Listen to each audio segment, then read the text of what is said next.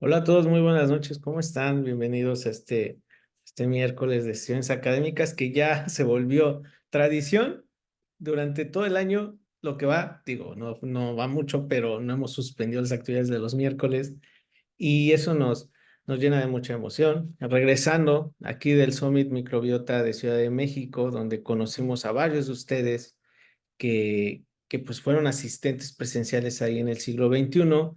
Y bueno, un gustote conocerlos, a los que se acercaron a un servidor y decir, yo soy de MedCientific, eso de verdad nos pone muy felices.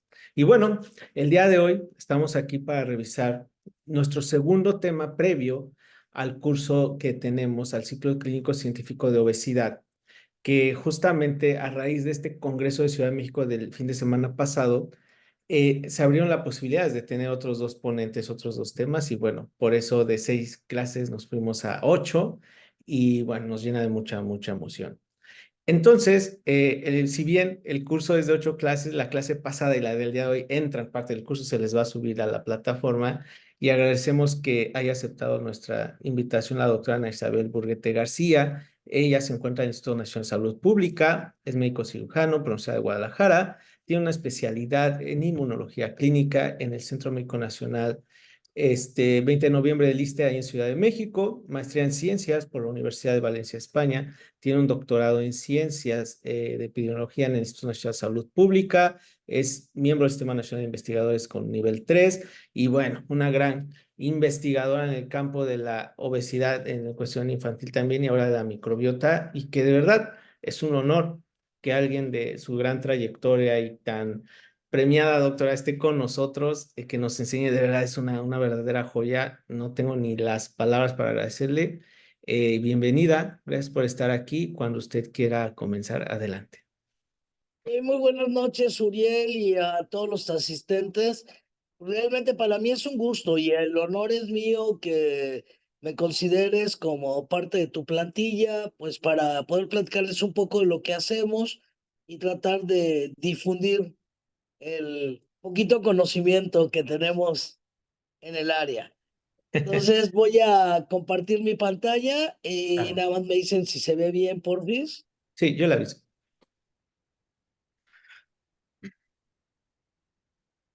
¿Ya se ve? Perfecto, ya se ve. Nada más haga la... Listo, ¿todo bien? Bienvenidos todos. Gracias. Ya la puse en formato presentación. Todo Listo, bien. entonces, pues comenzamos y muchísimas gracias. Muy buenas noches a todos. Pues es un placer estar aquí con ustedes y pues vamos a platicarles un poquito de obesidad, centrándonos en la población infantil, su interacción con la microbiota y alteraciones metabólicas. Vamos a platicarles un poco en qué consiste esto y algunos resultados que tenemos de mi grupo de investigación. Nos vamos a hablar un poquito primero, dejando en claro qué es la obesidad. La obesidad tradicionalmente la definimos como el exceso de grasa corporal visible y cuantificable, producido como consecuencia de un incremento de la ingesta energética y un gasto energético disminuido. Esa es la definición general, ¿sí? Que todos conocemos: aumento en la ingesta y disminución en el gasto. Pero en realidad, la obesidad, ¿qué es? La obesidad es una inflamación sistémica crónica de bajo grado que condiciona a múltiples desórdenes metabólicos, ¿sí? ¿Por qué la importancia de estudiar y centrarnos en población infantil? La obesidad en general es un gravísimo, no solo grave, gravísimo problema de salud pública. Imagínense, yo quiero suponer, la mayoría de ustedes deben de ser bastante jóvenes y se sigue manejando el término de la obesidad como una de las grandes epidemias mundiales, ¿sí? Sin embargo, esta epidemia de la obesidad fue determinada desde 1998. Por eso se le conoce como la gran epidemia mundial del siglo XXI. Aquí lo que yo les muestro es que de manera global, el sobrepeso y la obesidad de nuestros niños en la población de 5 a 11 años es del 37.3%. Esto es muchísimo. Es más de un tercio de la población infantil tiene o sobrepeso o tiene obesidad. ¿Esto qué significa? Si ya entendemos que la obesidad es una inflamación crónica de bajo grado que determina múltiples desórdenes metabólicos, pues estamos hablando que más del tercio de nuestra población infantil en México es una población no saludable. ¿Sí? Por lo tanto, vamos a hacer hincapié que es una epidemia multifactorial que no solo se explica por el aumento en la ingesta y disminución en el gasto. Los factores asociados o desencadenantes de la obesidad podemos dividirlas en factores ambientales y factores genéticos. Dentro de los factores ambientales, evidentemente, es la ingesta de alimentos, un bajo gasto de energía, pero la cuestión esta de la ingesta de alimentos ya no solo se centra ahí, sino también en la actualidad sabemos que depende no solo del alto consumo, sino también de la calidad de los alimentos. ¿Qué tipo de alimentos estamos consumiendo? Y el otro factor asociado al desarrollo de obesidad, hoy por hoy, y que cada día toma más fuerza, es la microbiota intestinal. Entonces, el día de hoy nos vamos a centrar a los factores ambientales. ¿Sí? Entonces, aquí tenemos en este esquema, lo que yo estoy tratando de ponerles es estos factores asociados al desarrollo de obesidad, ¿sí? Los genéticos, que el día de hoy no los vamos a tomar, pero sí, no vamos a hablar de ellos, pero sí es importante que ustedes tengan claro que existen dos grandes factores que son los genéticos y los ambientales. Si estos los sumamos, son los factores que se asocian al desarrollo de la obesidad en la línea del tiempo a partir del nacimiento hasta la senectud. Los patrones dietarios, estos son claves, ¿sí? Todos habrán oído hablar del ambiente obesogénico. El ambiente obesogénico se refiere a este ambiente en el que se desarrolla el niño a partir del nacimiento, iniciando en el núcleo familiar. Es decir, estilos de vida, actitudes, aptitudes, etcétera. La actividad física, que es de gran importancia, y la microbiota intestinal. La microbiota intestinal, perdón, nos vamos a centrar a ella. Microbiota, ahorita vamos a ver la definición, pero nosotros nos vamos a centrar en la microbiota intestinal y ahorita voy a regresar un poquito a lo que están viendo ahí de Firmicutes, Bacteroidetes, Actinobacteria y Protobacteria, que son los grupos bacterianos que predominan en la microbiota intestinal. Cuando nosotros tenemos una microbiota equilibrada, hay una homeostasis, hay un equilibrio entre el patrón de dieta, la actividad física, entonces tenemos lo que se conoce como eubiosis de la microbiota intestinal. Cuando se pierde este equilibrio, cuando se pierde esta homeostasis, entonces lo que tenemos es una disbiosis o alteración de la diversidad de la microbiota intestinal. La disbiosis bacteriana, ahorita vamos a ver dentro de las funciones, se asocia, como les decía, a múltiples alteraciones metabólicas secundarias a la endotoxemia metabólica, condicionada por esta disbiosis o alteración del equilibrio de la microbiota intestinal. Entonces aquí volvemos a repetir porque sí quiero que les quede claro que no se trata solo de aumento de la masa corporal, sino es esta inflamación crónica de bajo grado, ¿sí? Que viene después de una disbiosis, está la inflamación crónica de bajo grado, se genera una endotoxemia metabólica, la cual está estrechamente ligada al desarrollo de diferentes patologías como diabetes tipo 2, hipertensión y las dislipidemias. ¿Y qué es la microbiota entonces? Pues es un conjunto de microorganismos en una comunidad o en un hábitat que interaccionan de manera compleja, desarrollando diferentes actividades de acuerdo al cuerpo, en el área del cuerpo en el que se encuentran. Nosotros vamos a centrarnos, que es lo que nos dedicamos a estudiar, a microbiota intestinal. Es decir, este conjunto de microorganismos o microbiota hay en cualquier parte del cuerpo donde tengamos mucosas. La microbiota no solo está conformada por bacterias, aunque es el microorganismo que predomina. También hay algunos virus, fagos, arqueas, nemátodos, protozoos, hongos, etcétera. Dentro de las bacterias, ¿cómo está compuesta nuestra microbiota intestinal? La microbiota intestinal está compuesta principalmente por dos filos o familias que predominan, que son los firmicutes y los bacteroidetes. Dentro de los firmicutes, además de otros tipos de bacterias, a los firmicutes pertenece el género Lactobacillus, dentro del que son más de 200 géneros de lactobacilos, y las especies, pues las más estudiadas son el Lactobacillus acidophilus, el casei, el dubreki, el fermentum, el paracasei, el plantarum, el reuteri, el raumosus. Todos estos son de gran importancia clínica y han sido y están siendo estudiados de manera muy importante. Dentro de los bacteroidetes tenemos más de 20 géneros, hay menos géneros que los firmicutes, y los principales son bacteroides y flavobacterium. También tenemos actinobacterias, donde pertenecen los bifidobacterium, también ampliamente estudiados. Los principales son el Bifidobacterium animalis, Bifidum, Longum, Infantis, Brep, que no puse acá. Se me estaba brincando algo.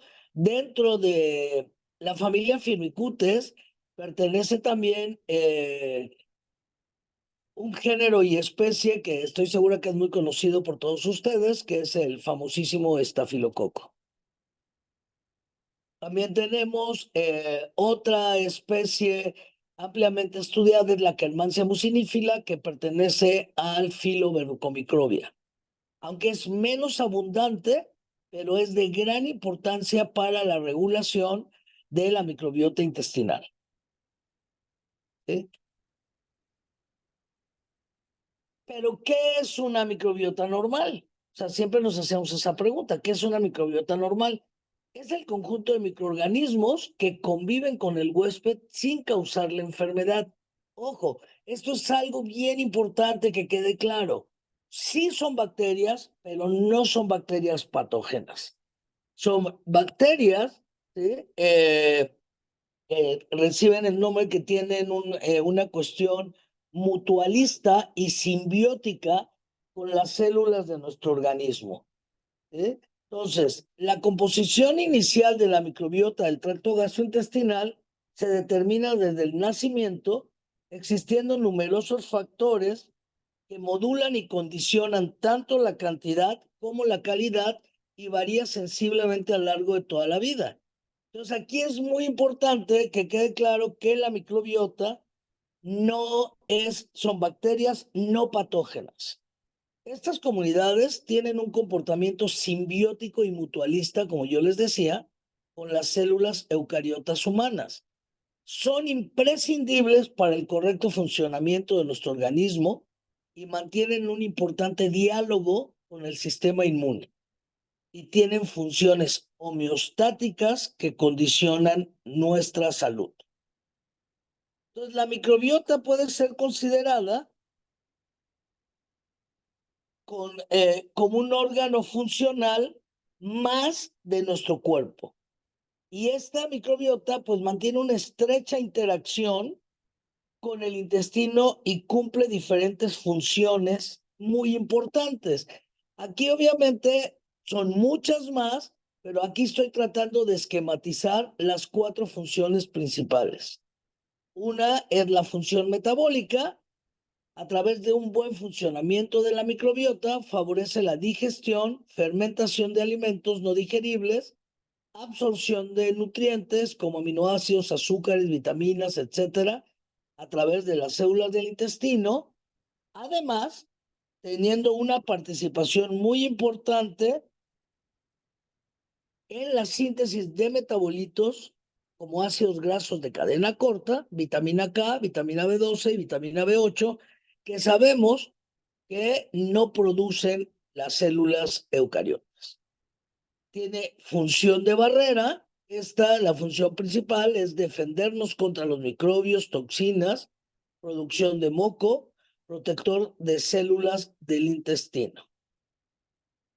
Función de defensa, esta es una función muy importante porque algo que a veces no tenemos en cuenta es que el 70% de las células que pertenecen al sistema inmunológico se encuentran en el tracto gastrointestinal. Entonces, la microbiota tiene una función clave para el desarrollo del sistema inmune, no solo del intestinal. Función de mantenimiento es la microbiota participa en la maduración del tubo digestivo, del mantenimiento de la mucosa intestinal, la producción de moco y actividad enzimática de la mucosa. Y algo muy importante que actualmente ya cada vez se tiene más claro, todos hemos oído hablar del segundo cerebro, ¿no? El segundo cerebro es, no, es a nivel de nuestros intestinos. Y esto es bien importante porque ahora en la actualidad ya se quedó bien establecido el eje intestino-cerebro. En la microbiota intestinal interviene para la formación de neurotransmisores como serotonina, triptofano y acetilcolina. ¿Qué son la serotonina, el triptofano y la acetilcolina? Son estabilizadores del estado de ánimo, del equilibrio emocional, concentración y memoria.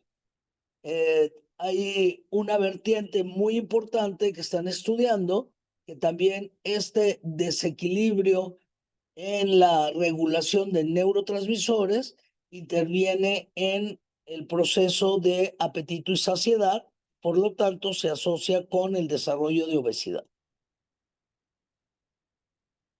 Entonces aquí en esta caricatura que les pongo para que quede muy claro por qué se considera como un órgano más, ¿sí? Entonces tenemos el organismo nuestro, el humano, los microbios simbióticos y mutualistas, específicamente centrándonos en las bacterias, ¿sí? Eh, Nuestras células, los genes, constituyen lo que se conoce como el metaboloma humano. eh, las bacterias y los genes de la bacteria, que es lo que se conoce, que es lo que es el microbioma, es decir, aquí tenemos el genoma, el microbioma, déjenme poner el puntero acá, este es el genoma, este es el microbioma, el metaboloma humano más el metaboloma microbiano, entonces tenemos lo que hoy se conoce como el metaboloma simbiótico o el superorganismo. Con esto, ya teniendo claro que la microbiota es este grupo de microorganismos que conviven e interactúan con nuestras células de manera simbiótica y mutualista y tienen diversas funciones de alta importancia, pues entonces también viene la siguiente pregunta. Primero era, ¿qué es una microbiota normal? Es una microbiota que está en equilibrio, está en un estado de homeostasis, es decir, hay una eubiosis. Pero ¿por qué es importante entonces cuando esto se pierde y hay un desequilibrio de la microbiota y por lo tanto tenemos una disbiosis de la microbiota? ¿Sí? Y ahorita es lo que vamos a ver y es por esto. En los últimos años se conoce cada vez mejor los diferentes componentes y funciones de la microbiota intestinal. ¿Y qué sabemos ahora? Ahora sabemos que a lo largo del ciclo vital hay cambios muy importantes en la diversidad de la microbiota intestinal. y que hay diferentes factores que influyen en estos cambios. Ahorita los vamos a ver más desglosados, pero como podemos ver acá, nace el bebé y va a depender si el bebé recibe lactancia o alimentos con fórmula, a qué edad inician los alimentos sólidos, ¿sí? El niño, que es lo que nosotros hemos estudiado, estos niños de 5 a 11 años, si tiene una mala nutrición, si está sano o qué tipo si ha llevado tratamiento con antibióticos. Nos vamos a quedar aquí. Aquí yo estoy esquematizando en color magenta. Tenemos a los firmicutes, en verdecito los bacteroidetes, luego en gris los actinobacterias y protobacterias. Entonces podemos ver cómo en el niño que recibe lactancia, ¿sí?, predominan actinobacterias, ¿sí?, protobacterias y tenemos más o menos equilibrados firmicutes y bacteroidetes.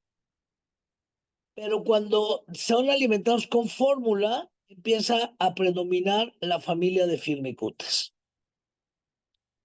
Lo mismo en el niño sano, ¿sí? En el niño sano podemos ver que hay una diversidad de las principales familias en equilibrio, es lo que trato de esquematizar acá, entre firmicutes, bacteroidetes y actinobacterias. Sin embargo, cuando tenemos uno de los factores como el tratamiento o el abuso de antibióticos en la infancia, ¿sí?, aunque tenemos bacteroidetes y firmicutes, pero se pierde la diversidad. Ya no hay de los otros filos. Entonces aquí ya no está en equilibrio. Y aquí lo vamos a ver un poquito más claro, ¿sí?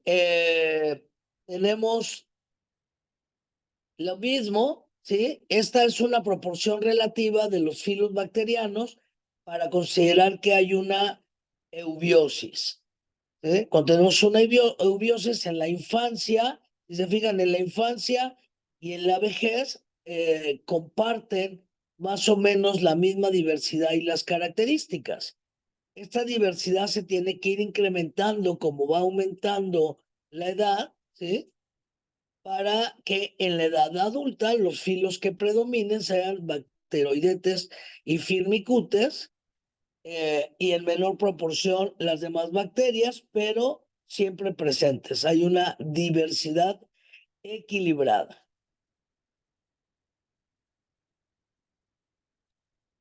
¿Sí? Entonces aquí está. Entonces, ¿cómo afectan estos factores? Entonces tenemos, según el tipo de parto, las comunidades iniciales tienden a una configuración similar, ya sea si naces por cesárea, una configuración de la microbiota similar a la piel, y a la vagina si es por parto vaginal. Pero vean acá, esto es lo que se ha identificado cuando nacemos por cesárea, predomina el estafilococo, guarden en su memoria el estafilococo, vamos a ver algunos estudios de cómo esta bacteria se asocia a obesidad y alteraciones metabólicas, y por parto vaginal predominan los lactobacilos y los prebotelas. ¿Sí? De 0 a 1 mes no hay mucho cambio. De 1 a 6 meses empieza a haber un incremento de bifidobacterias y de bacteroidetes. Cuando empezamos a incluir alimentos sólidos, vuelve a predominar bacteroidetes y firmicutes. Y de aquí va a depender, tiene que haber un aumento de la diversidad para considerar que hay una microbiota estable. Entonces, con esto que quiero decirles, que a medida que el bebé crece y con la introducción de alimentos sólidos, la diversidad de la microbiota aumenta y la comunidad converge hacia un estado similar al adulto. Al mismo tiempo, el sistema inmune aprende, fíjense bien, aquí la diversidad se va incrementando hasta alcanzar una microbiota similar a la del adulto. Pero en ese proceso de tiempo, nuestro sistema inmune va aprendiendo también a diferenciar entre estas bacterias comensales y las patógenas. Cuando llegamos a la edad adulta, si tenemos una eubiosis, vamos a lograr una composición comunitaria relativamente estable, que va a estar, como les dije desde el principio de la plática, dominada por bacteroidetes y firmicutes. Y aquí es que cuando se altera este equilibrio y tenemos una disbiosis, es cuando diferentes enfermedades se caracterizan por cambios significativos en la microbiota. Entonces, aquí seguimos hablando, en el nacimiento tenemos una microbiota inestable, de ahí la importancia del cuidado del recién nacido. Bueno, siempre es muy importante, pero ahí es muy importante porque su microbiota es inestable, hay una baja diversidad, todavía predominan microorganismos de la madre y el ambiente. Y aquí viene la importancia durante el embarazo, el tipo de alimentación de la madre, que la madre tenga una microbiota equilibrada, ¿sí? Porque es lo que va a predominar en el recién nacido. Como avanzamos hacia la infancia y a la adolescencia, aumenta la diversidad de la microbiota, pero esta diversidad va a presentar diferencias de individuo a individuo dependiendo de la dieta, de la actividad física y del ambiente en el que se desarrolla. Lo ideal es que en el adulto tengamos una microbiota estable, pero esto también va a depender del estilo de vida y del ambiente. Entonces, cada individuo posee una comunidad microbiana peculiar que depende de diversos factores, como el tipo de parto, el modelo de lactancia, la edad gestacional, la genética, la epigenética, si vivimos en un entorno rural o urbano, país en vías de desarrollo desarrollado, porque eso tiene que ver con hábitos alimentarios, el uso de antibióticos, estrés, ejercicio, etcétera. Fíjense bien aquí en esto que les voy a poner aquí. Esto es una microbiota intestinal saludable. ¿Sí? Entonces, tenemos una microbiota intestinal saludable, tiene efectos directos que va a depender de el tipo de dieta, la producción de extracción de nutrientes, ¿sí? Producción de bacteriocinas para defendernos de bacterias no comensales y de manera muy importante, producción de metabolitos como ácidos grasos de cadena corta a partir de la dieta. Tiene un efecto indirecto sobre activación de la respuesta inmune, ¿sí? Que también va directamente relacionado del tipo de alimentación que tengamos, ¿sí? Para que se estimule la producción de IgA, glicanos, fucosa, etcétera. Por otro lado, les había yo mencionado acá los ácidos grasos de cadena corta. Aquí nada más estoy esquematizando el butirato, pues tenemos butirato, propionato, que son sumamente necesarios para mantener la estabilidad de nuestra barrera intestinal. Asimismo, a través de la estimulación indirecta de la respuesta inmune, se estimula también una mayor producción de moco que se requiere también para la estabilidad de nuestra barrera intestinal. Cuando se pierde esta eubiosis y tenemos una microbiota intestinal alterada, por ejemplo, cuando hacemos uso de antibióticos, ¿sí? O cuando nuestra dieta es rica en carbohidratos simples y grasas saturadas, entonces lo que vamos a condicionar es que haya pérdida, que haya una disrupción de la barrera intestinal, ¿sí? Bueno, primero hay una inflamación intestinal por estos factores que estoy mencionando acá, hay una disrupción intestinal y va a haber paso al área extraintestinal de metabolitos bacterianos como lipopolisacáridos y otros. Y aquí está de una manera más sencilla, ¿sí? Entonces, cuando yo tengo una diversidad adecuada, predominan estas bacterias productoras de butirato, que es un ácido graso de cadena corta, que es totalmente necesario para mantener la integridad de la barrera intestinal, y además estas bacterias estimulan el aumento de la expresión de proteínas que se requieren para que se mantengan íntegras las uniones estrechas en el epitelio intestinal, como lo es la ZO1 y Claudina 1. Esto hace que no haya paso, no haya translocación de metabolitos ni de enterotoxinas bacterianas a nivel extraintestinal, y por lo tanto no hay inflamación, y tenemos una sensibilidad a la insulina adecuada, una buena secreción de hormonas intestinales, y hay una regulación adecuada en el eje intestino-cerebro. Cuando nos enfrentamos a una disbiosis, ¿sí? A una disbiosis, entonces lo que va a ocurrir es lo que se conoce ahora como el leaky gut. El leaky gut es que hay un aumento de la permeabilidad intestinal, es decir, se pierde la integridad, como pueden ver acá, la integridad de la barrera intestinal. Hay paso de lipopolisacáridos y otros metabolitos a nivel extraintestinal, ¿sí? Se activa todas las vías del inflamosoma por un lado, ¿sí? Y por otro lado, hay activación de la síntesis y liberación de citocinas proinflamatorias. Entonces vamos a tener lo que ahora sabemos que es la obesidad, que es la inflamación crónica de bajo grado, que además se asocia a múltiples alteraciones metabólicas. En resumen, en una amplia variedad de patologías hay una pérdida de la función de la barrera intestinal, translocación de bacterias, de productos bacterianos, de la luz del intestino a territorios extraintestinales, ¿sí?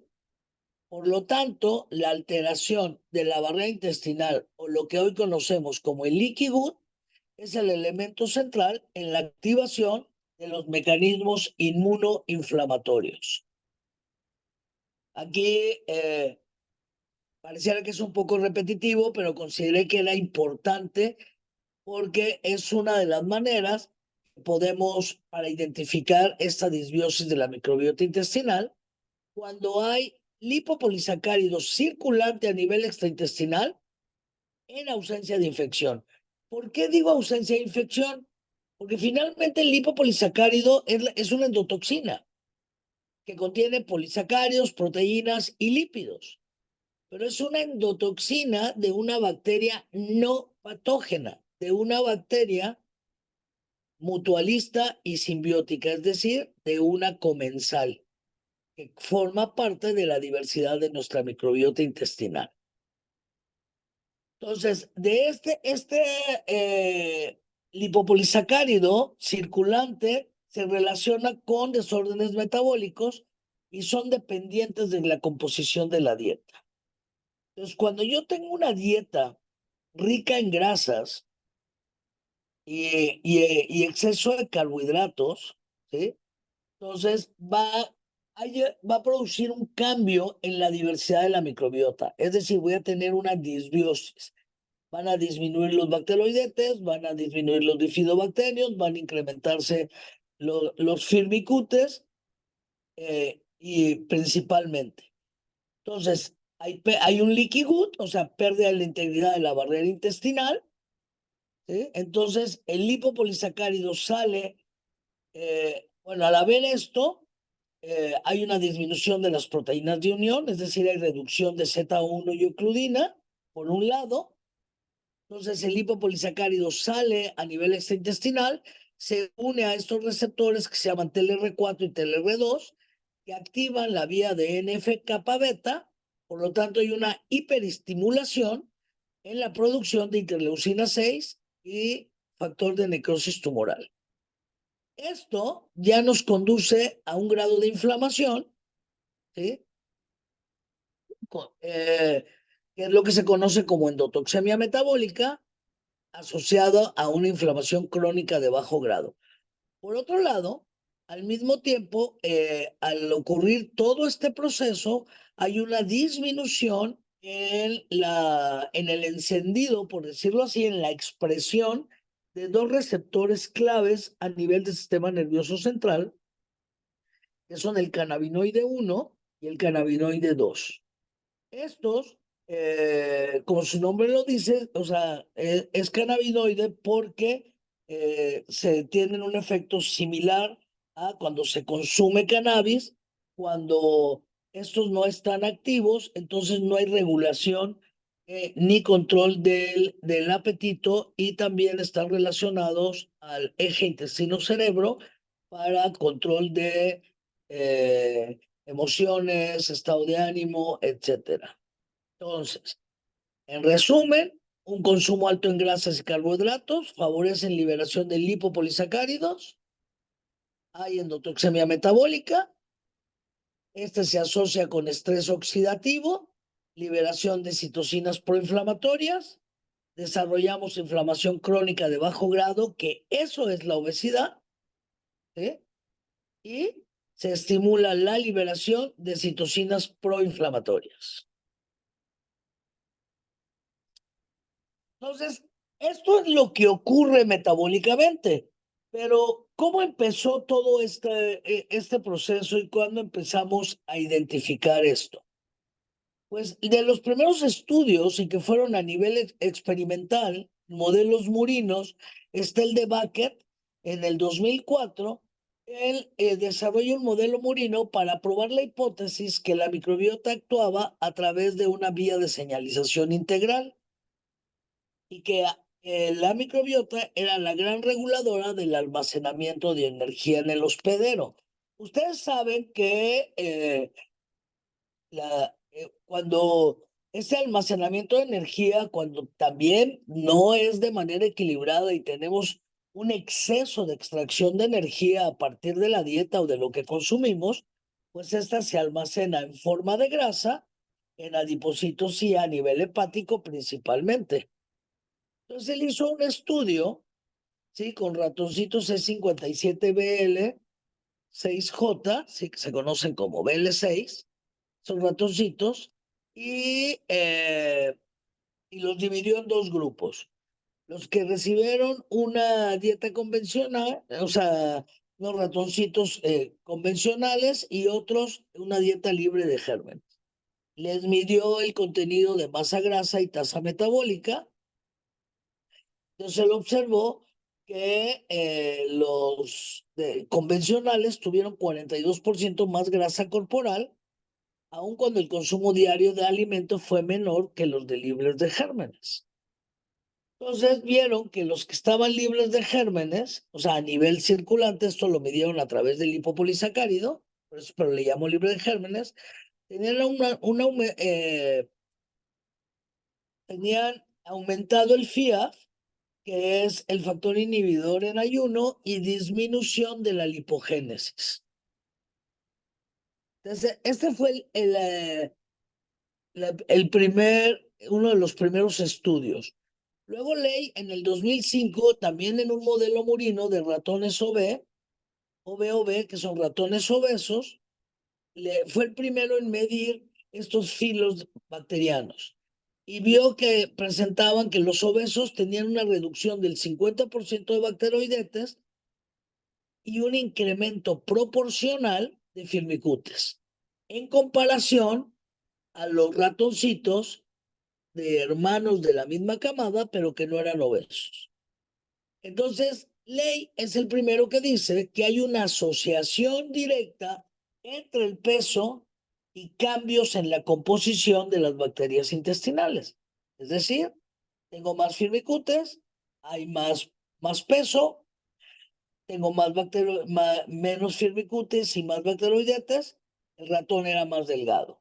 Luego Tumbaum en el 2006 obtuvo bacterias procedentes de ratones obesos y observó que estas bacterias tenían genes que codificaban para enzimas especializadas en la descomposición de los polisacáridos indigeribles. ¿Cuáles son estos? Los polisacáridos indigeribles son todo lo que viene en la fibra, que sabemos que nosotros no los digerimos. Entonces ahí se vio que las bacterias son las encargadas de digerir estos polisacáridos como las glucosidasas, galactosidasas y farmatoliasas. Entonces, los ratones obesos presentaban mayor cantidad de ácidos grasos de cadena corta en el contenido fecal, ¿sí? O sea, pero se quedaban ahí y tenían menos calorías en las deposiciones que los ratones delgados. ¿Esto qué significa? Que estas calorías o esta extracción de energía a partir de la alimentación se almacenó en forma de grasa. Entonces, la microbiota obesa, le llamó él, favorecía la producción y a un mayor almacén de energía en forma de grasa en el organismo. Luego, el mismo Ley, el que hizo el estudio con los ratones OBOB, en el 2006, él es el que da el primer reporte en humanos del estudio de la microbiota. Él estudió 12 y monitoreó, realizó un estudio de monitoreo de 2 individuos en un programa de adelgazamiento con una dieta restringida en grasa y otra restringida en hidratos de carbono. Al inicio del estudio, observó que predominaban los firmicutes sobre los bacteroidetes y como fueron bajando de peso independiente si era una dieta restringida en grasa o restringida en hidratos de carbono, ambos grupos presentaron reducción de peso, reducción de masa corporal y disminución de firmicutes e incremento de bacteroidetes. Un poquito más adelante, Armón, en un estudio un poquito más grande, estudió 20 individuos obesos, 20 con anorexia y 20 con normopeso, pero él ya avanzó un poquito, ya no se quedó solo en los filos, firmicutes y bacteroidetes, sino también estudió el género Lactobacillus en general y el M. smithii que predominó en pacientes con anorexia. ¿Qué observó él? ¿Qué es la parte importante que viene en esta historia o en este hilo conductor a partir de las observaciones en los modelos experimentales? Que también Armón observó que en los 20 individuos con obesidad había una menor proporción de bacteroidetes y había una mayor abundancia de lactobacilos. Los lactobacilos, si ustedes recuerdan, pertenecen al filo Firmicute. Sin embargo, aquí sí les voy a contar como anécdota, cuando se hizo este reporte en el 2009, fue algo muy escandaloso, sobre todo para la industria de los alimentos. O sea, todos hemos oído hablar de los lactobacilos en alimentos saludables, en leches fermentadas, yogures, etcétera. Entonces, sí, de hecho generó estragos eh, reversibles, afortunadamente, en la industria alimentaria, porque en Londres empezaron a retirar yogures y leches fermentadas del mercado por este reporte que los lactobacilos se asociaban a obesidad. Entonces, Million, en 2012, hace un estudio similar, pero un estudio transversal, con 68 pacientes con obesidad y 44 con normopeso. Entonces, lo que él hizo fue, igual, firmicutes, bacteroidetes, agregó bifidobacterium animalis, pero entonces ya no se quedó solo en el género Lactobacillus, sino se fue a especies. Y entonces ahí identificó que la diversidad de las especies de lactobacilos no eran diferentes entre la población de los individuos con obesidad y la población con los individuos con normopeso, observando que el lactobacillus reuteri predominaba en pacientes con obesidad y los bifidobacterium, lactobacillus plantarum y paracasei en individuos con peso normal. El mismo Million lo que hace es replicar su estudio, pero con un tamaño de muestra mayor. ya en vez de 68 pacientes, 134 pacientes con obesidad, y confirma sus resultados en el 2013, donde Firmicutes y Lactobacillus reuteri predominaban en los individuos con obesidad y Bacteroidetes y Bifidobacterium en los individuos con normopeso. Para ese entonces fue cuando nos invitaron a nosotros a participar, pero todos estos estudios fueron realizados en adultos. Nosotros, nuestra primera publicación es de 2015, pero nosotros nos sumamos al estudio de la microbiota desde años atrás y nos centramos en población infantil. Entonces, lo que hicimos fue estudiar 2.637 niños de 6 a 14 años residentes de la Ciudad de México.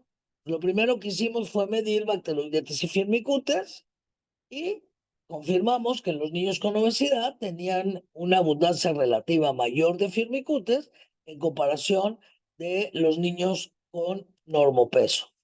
Y aquí, o sea, podemos verlos aquí en esta gráfica, ¿sí? Donde los niños con normopeso predominaron los bacteroidetes, la abundancia relativa, y los niños con obesidad predominaban los firmicutes. Pero no solo eso, es muy importante. Si cada colorcito se refiere a un filo bacteriano, podemos ver que hay una mayor diversidad en los niños con normopeso y menor diversidad en los niños eh, con obesidad. ¿Cuál fue el plus de nuestro estudio? Que nosotros además agregamos ya patrones de alimentación. Empezamos a estudiar dieta y microbiota en obesidad infantil.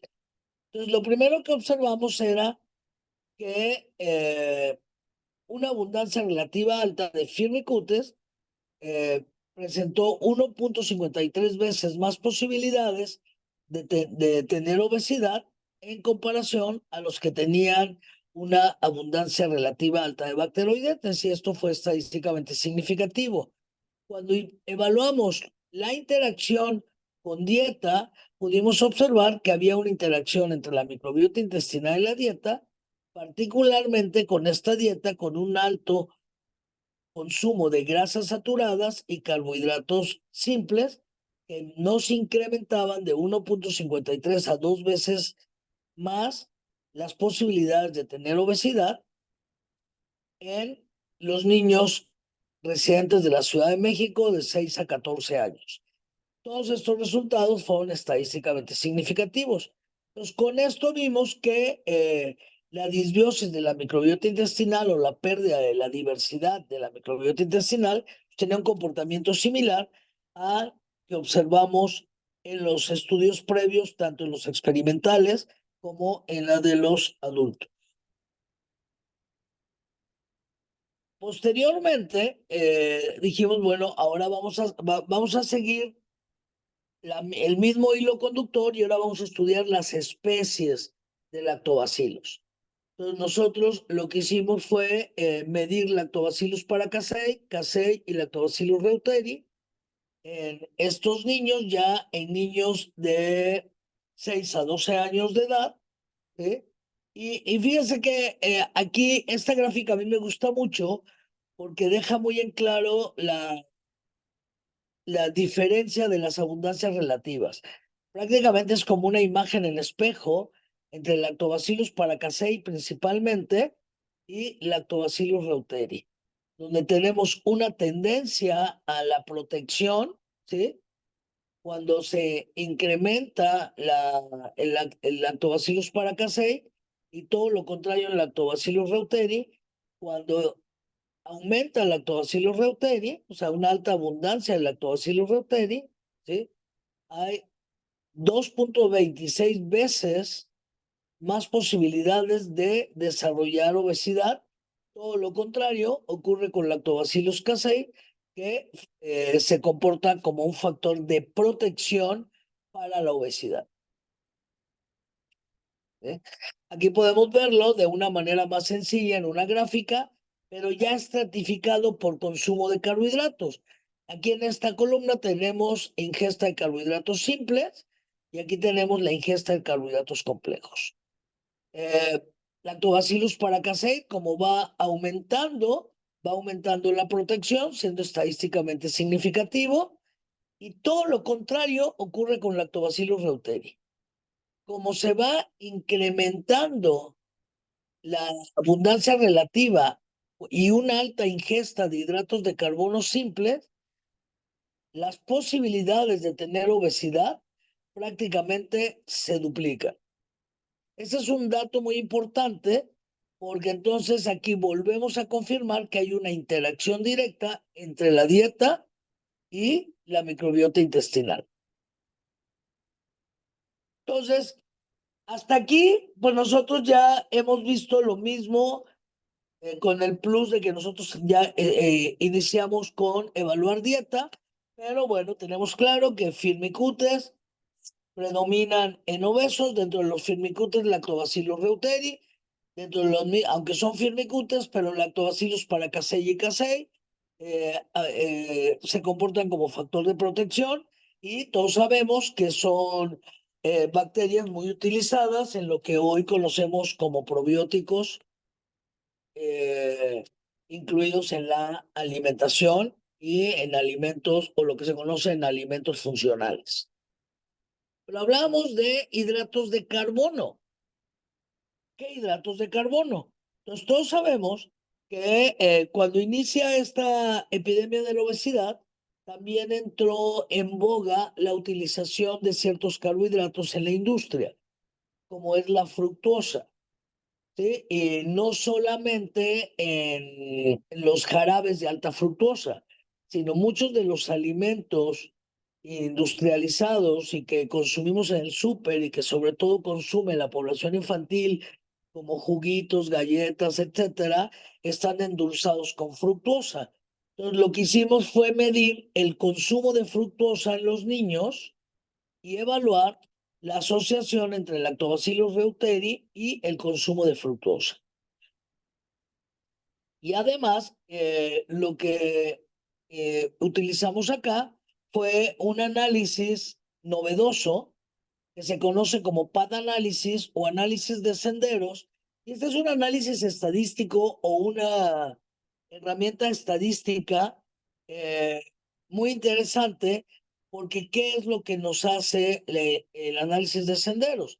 Es en estudios observacionales o en estudios transversales, a través de este análisis, lo que nosotros podemos es hacer una proyección de lo que ocurriría en el tiempo.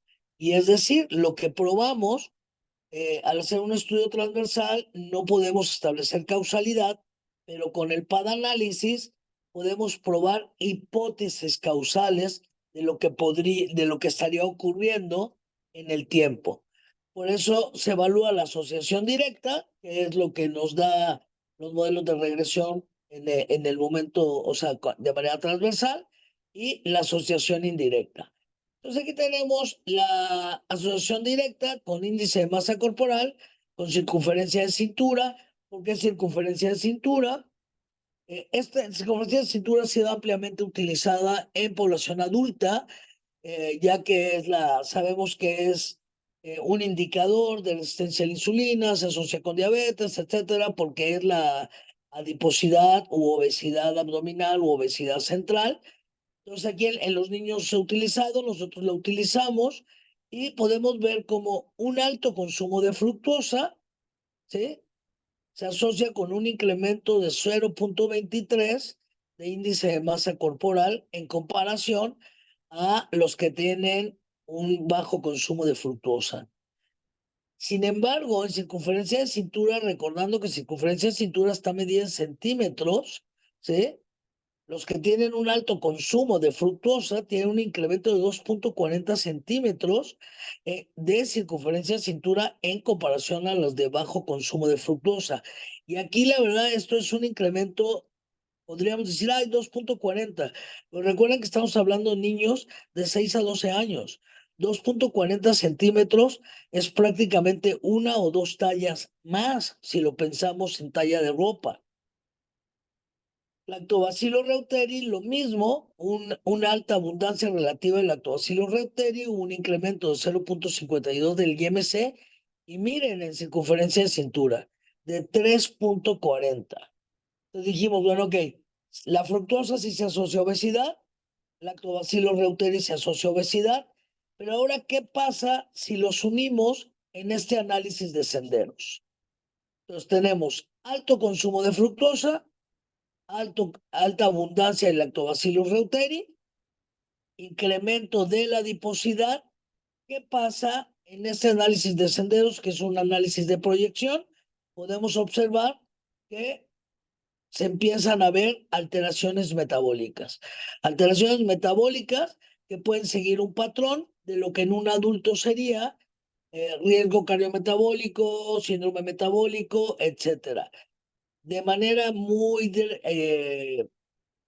dramática, vemos un incremento de 2.60 de triglicéridos, de 1.36 con fructosa adiposidad 1.36. Cuando unimos todo de 2.60, hay una reducción de 0.28 a 0.50 de la lipoproteína de alta densidad, incremento en la lipoproteína de baja densidad, un incremento del índice OMA de resistencia a la insulina, incremento en los niveles de insulina y un incremento moderado de glucosa. Pero si ustedes ven este patrón, finalmente, pues es lo que conocemos en el adulto como los criterios de síndrome metabólico.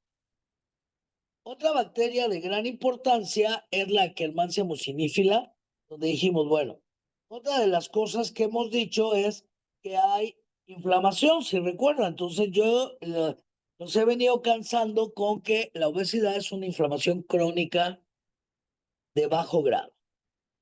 Ya vimos que sí hay alteraciones metabólicas, se cumple una de las funciones que era regular estas funciones metabólicas. Al haber una disbiosis, hay alteración y esto está condicionado por la endotoxemia metabólica. ¿Quién es Akkermansia mucinífila? No sé si realmente hay. Akkermansia mucinífila es una bacteria gram negativa, pertenece a las verrucomicrobias. ¿Y qué creen? Es la mayor productora de propionato y butirato. ¿Y dónde, para qué es el propionato y el butirato? Si se acuerdan, es esta metabolitos, es este ácido graso de cadena corta que se requiere para mantener la integridad de la barrera intestinal. Además, Akkermansia mucinífila es la gran reguladora de la expresión de proteínas de las uniones estrechas, de la ZO1 y de la ocludina. Akkermansia mucinífila tiene la capacidad de liberar monosacáridos y aminoácidos de los alimentos. ¿Y eso de qué sirve? Pues proporciona nutrientes a otras bacterias para que tengan la capacidad de sobrevivir. Pero la función más importante de Akkermansia mucinífila es el mantenimiento de la barrera intestinal. Entonces, a ver, cuando yo vuelvo a lo mismo, un alto consumo de hidratos de carbono simples, alto en grasa, condiciona una disbiosis, ya sabíamos. Por lo tanto, esta disbiosis se va a caracterizar con una disminución de la abundancia de Akkermansia mucinífila, disminución de las proteínas necesarias de las uniones estrechas del intestino. Hay aumento de la permeabilidad intestinal. Hay paso de lipopolisacáridos, como habíamos visto anteriormente, a nivel extraintestinal, endotoxemia, se unen al TLR4, lipopolisacáridos, se activan los macrófagos, producción de citocinas proinflamatorias, disminución de antiinflamatorias y disminución de adiponectina. Ojo, tenemos inflamación crónica de bajo grado, igual a endotoxemia metabólica.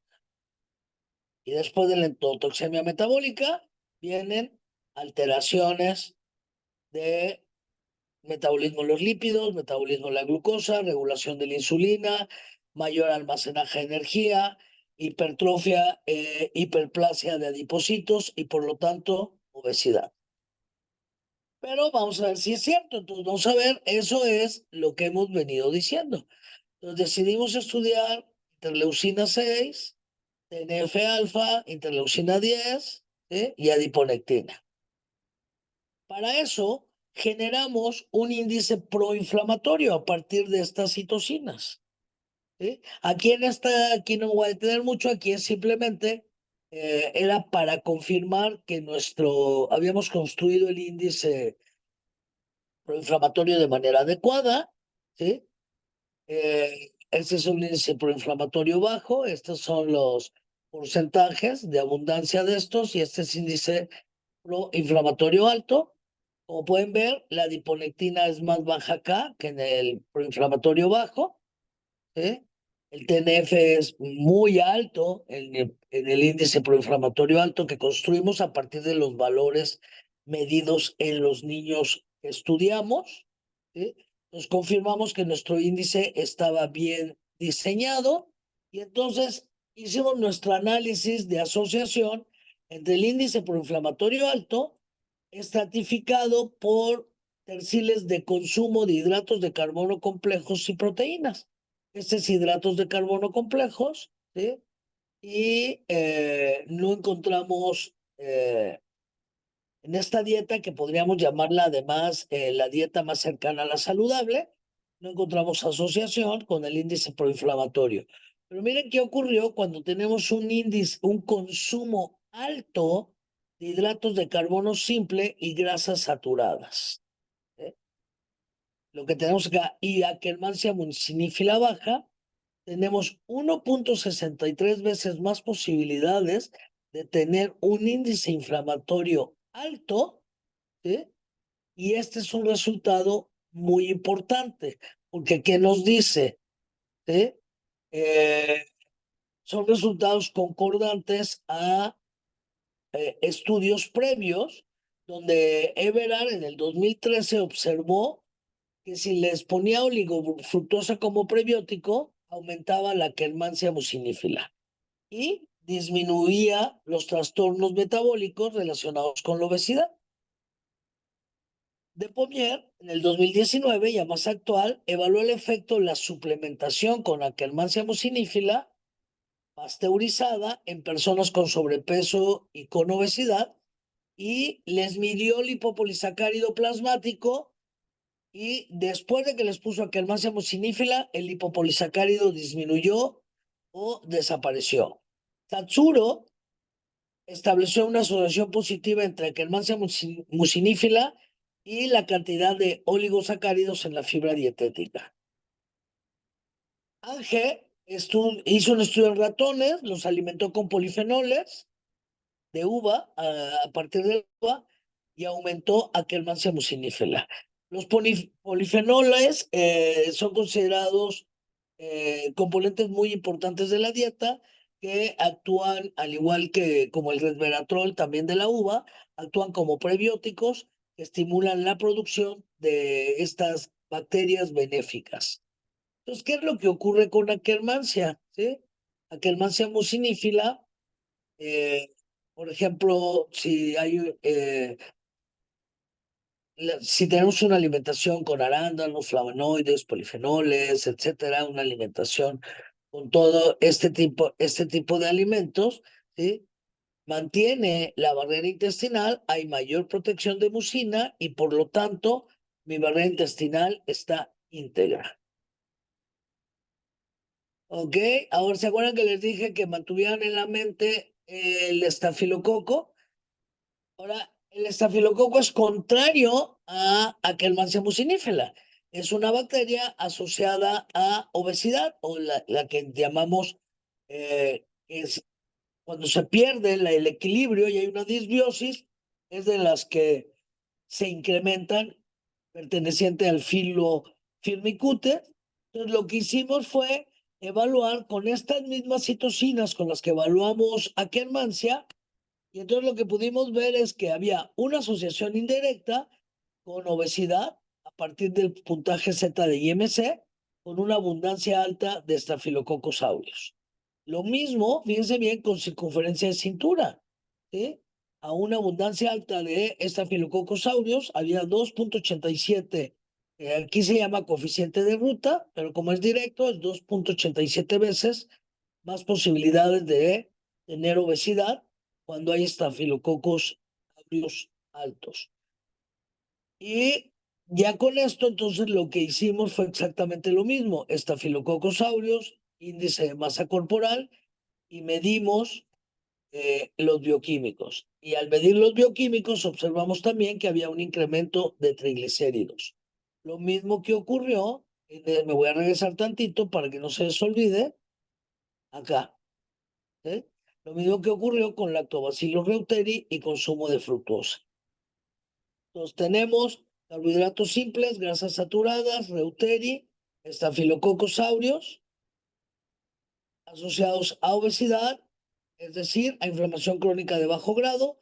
Akkermansia tiene un efecto contrario, lo mismo que Lactobacillus casei y Paracasei. ¿Sí? Me voy a apurar un poquito para no dormirlos. Y aquí simplemente es lo mismo que ya les mencioné, es eh, una alta abundancia de estafilococos aureus se asocia con colesterol elevado, triglicéridos elevados, ¿sí? Y cuando además hay un incremento del índice de masa corporal, es decir, que hay obesidad, el incremento, por ejemplo, vean, de triglicéridos de 3.10 miligramos por decilitro se va a 6.63, disminución a 1.20 de lipoproteína de alta densidad y un incremento muy importante de lipoproteína de baja densidad. ¿Sí? Entonces, ¿qué podemos concluir a lo que llevamos ahorita? Es disbiosis de la microbiota intestinal. Podemos poner aquí Staphylococcus aureus, Lactobacillus reuteri, disfunción de la barrera intestinal, lipopolisacárido circulante, endotoxemia metabólica, activación de TLRs y macrófagos, aumento de citocinas proinflamatorias, disminución de adiponectina, hay inflamación, aumento de triglicéridos, aumento de glucosa hepática, aumento de lipoproteína de baja densidad, aumento de colesterol, disminución de HDL, disminución de insulina, insulinoresistencia, y podemos seguir ahí el caminito a una gran diversidad de enfermedades crónicas que antes generalmente se presentaban solo en el adulto y ahora cada vez se están presentando en etapas más tempranas como la niñez y la adolescencia. Este, ya vimos, entonces ya vimos que sí hay inflamación, que sí hay alteración de citocinas, que sí hay una asociación con obesidad, pero pues ahora vamos a ver con resistencia a la insulina específicamente, utilizando la circunferencia de cintura, que generalmente era una medición que se utilizaba en población adulta. ¿Sí? Entonces aquí podemos ver, aquí tenemos a las mismas citocinas, y lo que podemos ver es que cuando el Lactobacillus paracasei es bajo, es decir, que tenemos una disbiosis de la microbiota intestinal, hay una disminución de la IL-10, ¿sí? De manera importante. Pero estamos viendo un efecto directo. Cuando nos vamos al efecto indirecto, es decir, cuando ya tomamos en cuenta esta circunferencia de cintura que nos está diciendo que hay obesidad central o obesidad abdominal, fíjense bien lo que ocurre. Cuando yo tengo una abundancia media de Lactobacillus paracasei, ¿sí? Hay un efecto de protección para tener resistencia a la insulina. Y ahora vamos con Staphylococcus aureus, que tiene el efecto contrario a Caseilla mucinífila, ¿sí? Y lo que podemos ver es que hay una reducción muy importante de la adiponectina, como va incrementándose la abundancia relativa del Staphylococcus aureus, de media alta, de menos 0.10 a menos 0.9. Sabemos que la adiponectina, ¿sí? Tiene una correlación directa con normopeso, y una correlación indirecta con obesidad. Hay menor adiponectina en aquellas personas con obesidad y mayor adiponectina en las que tienen normopeso. ¿Eh? Entonces, lo que hicimos fue, dijimos, bueno, tenemos esto, entonces vamos a generar perfiles. La microbiota es en lo que vamos ahorita. La microbiota no están solitas las bacterias como las hemos venido estudiando. Entonces vamos a generar perfiles y generamos 6 perfiles. ¿Sí? El perfil 1 es estafilococcus. Les voy a mencionar lo más importante. Es Staphylococcus aureus bajo. El perfil 2 es Staphylococcus aureus bajo, y Casei y Mucinifila media. El perfil 3 es bajo todos, y el perfil 4 y 5 tienen Staphylococcus aureus alto. Y cuando evaluamos qué efecto tenía sobre los niveles de adiponectina, pudimos observar, perdón, pudimos observar que en el perfil 5 y 6 tenemos una reducción de adiponectina. ¿Qué caracteriza el perfil 5 y 6?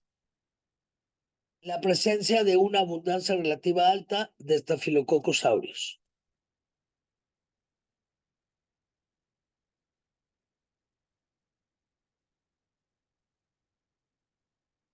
Eh, entonces, observamos que el Lactobacillus paracasei está directamente asociado con niveles de IL-10, Staphylococcus aureus y Akkermansia mucinifila se asociaron indirectamente con niveles de adiponectina a través de circunferencia de cintura. Esta es la clave.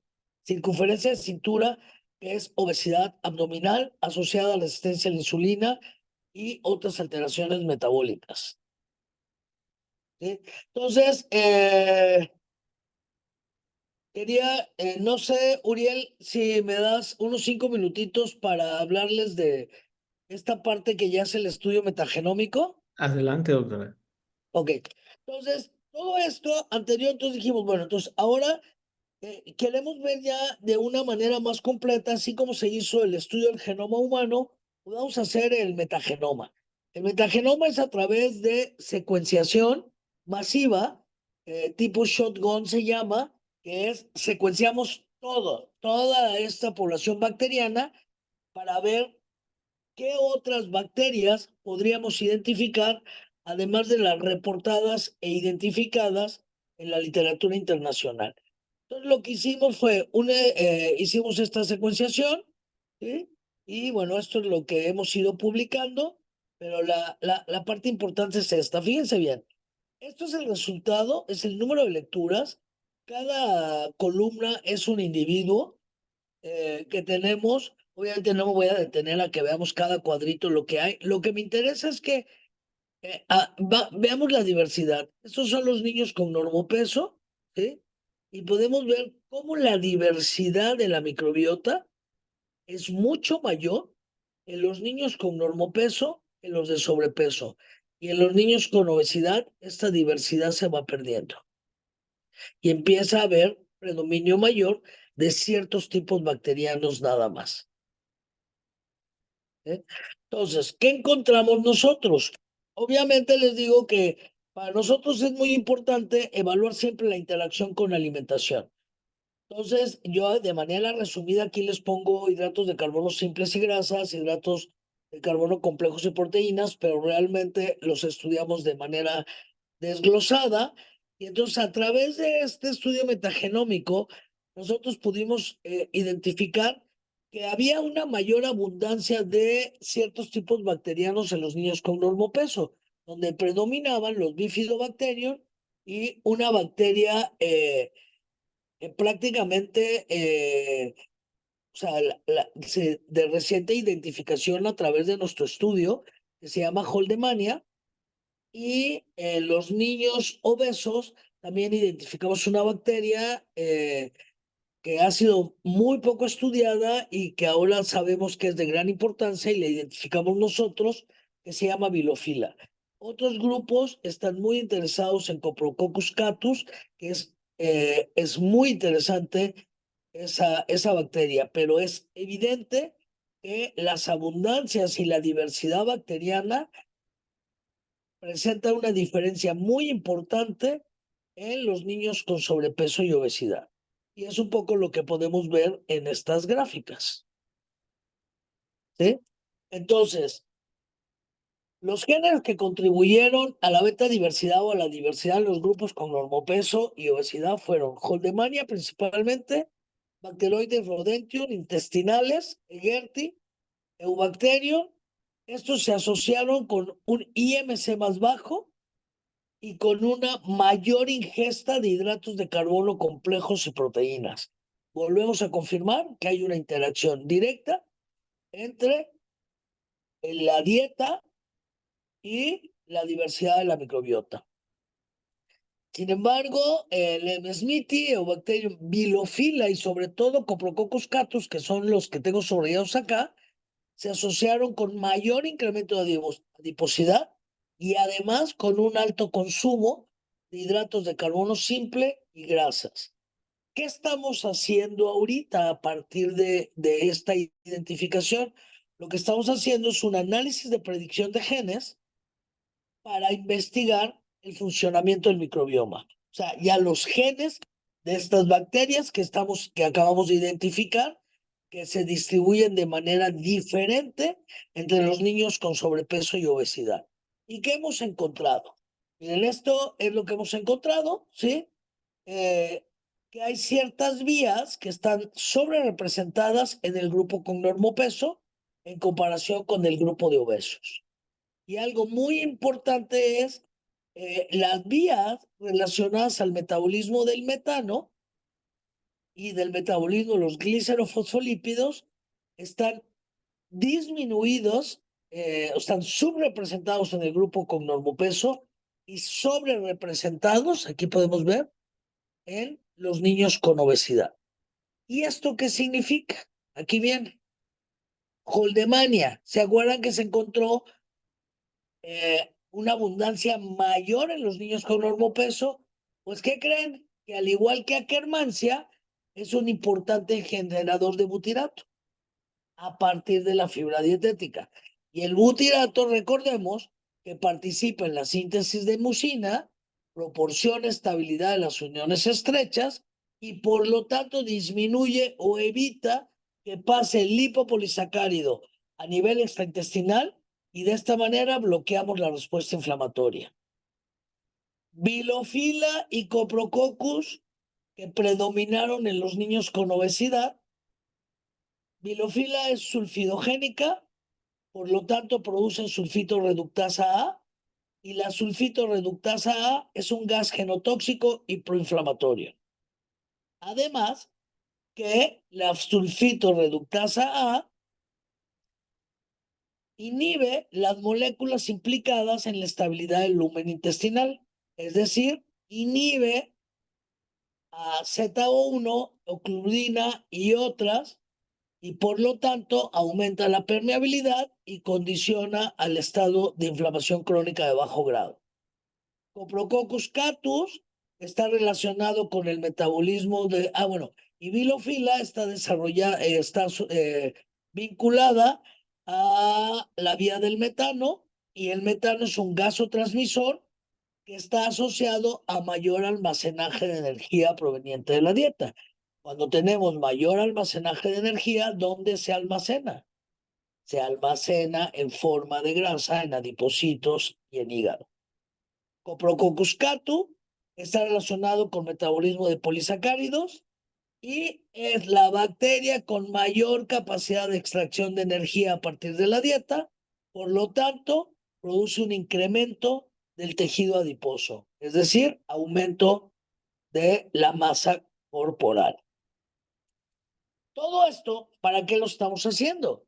Porque lo que queremos es buscar estrategias terapéuticas en la microbiota intestinal desde el nacimiento hasta la senectud, que sabemos que la dieta es el principal modulador de la microbiota intestinal.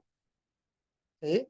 Por lo tanto, cuando nosotros llevamos una dieta saludable, una manipulación dietaria adecuada, agregamos probióticos y prebióticos, ¿sí? Va a haber una modulación de la microbiota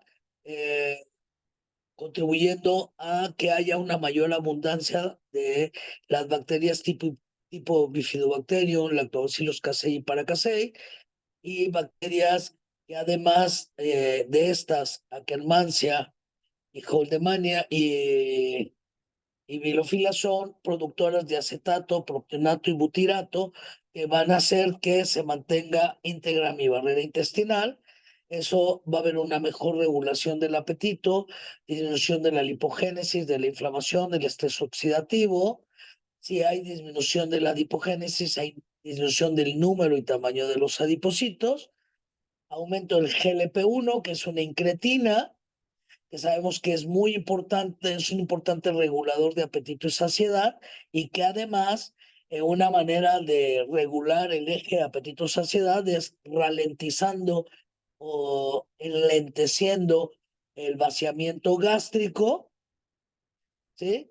Y eso hace que tengas mayor saciedad, permitiendo que haya un mejor tránsito intestinal. Entonces, recordemos que la dieta interactúa directamente con la obesidad y de ahí va a depender que tengamos obesidad, inflamación crónica de bajo, endotoxina metabólica, inflamación crónica de bajo grado y otras alteraciones metabólicas. ¿Sí? Entonces, me voy a adelantar aquí ya un poquito. Esto es simplemente un listado de alimentos eh, que refuerzan la función de barrera, ¿sí? Porque nos proveen de una biodisponibilidad a través de la biotransformación microbiana, incrementan la producción de ácidos grasos de cadena corta, mejoran el control de la vía apetito-saciedad, ¿sí? Y por lo tanto hay una disminución del riesgo de enfermedad crónica. Los alimentos procesados, pues lo que tienen son nutrientes acelulares densos, ¿sí? No tienen fibra alimentaria, hay una disminución de la producción de ácidos grasos de cadena corta, disminuye la abundancia de lactobacilos y otras bacterias, condicionan a una disbiosis de la microbiota intestinal, hay trastorno en la regulación microbiana y de la función inmunitaria endócrina, hay un incremento del apetito y por lo tanto hay un proceso inflamatorio y riesgo de enfermedad crónica. ¿Sí? Estos resultados y lo que hemos visto de la literatura, pues nos proporcionan una base para futuras investigaciones, para identificar posibles estrategias para intervenir en los procesos inflamatorios y prevenir enfermedades metabólicas en la infancia y en la edad adulta.